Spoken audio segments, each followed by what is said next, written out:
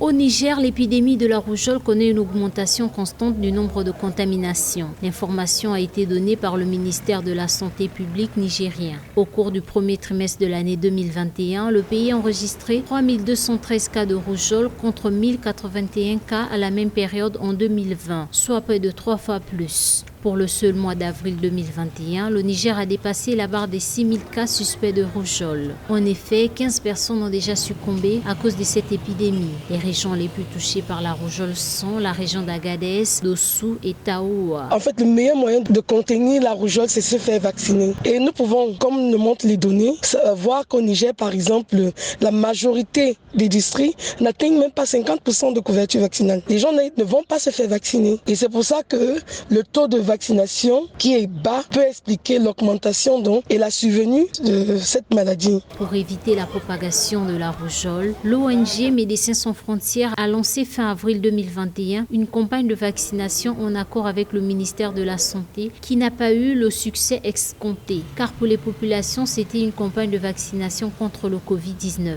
Le Niger doit beaucoup lutter, renforcer les activités de sensibilisation et d'engagement communautaire pour rappeler aux familles ce que c'est que la rougeole et ses conséquences sur la santé des enfants, ainsi que la nécessité de les faire vacciner afin de les protéger contre la maladie et de couper la transmission. Voilà les quelques points pour lesquels j'aimerais vraiment que toutes les communautés africaines devraient faire. Lutter contre ces maladies, c'est d'entrer en collaboration avec la communauté, mettre la communauté devant les faits et travailler avec les agents de santé communautaire. Notons que l'épidémie intervient dans un contexte de pandémie de Covid-19 qui a posé des contraintes supplémentaires pour les campagnes de vaccination régulières ou de rattrapage, ce qui a entraîné une baisse des ressources humaines dans les structures de santé.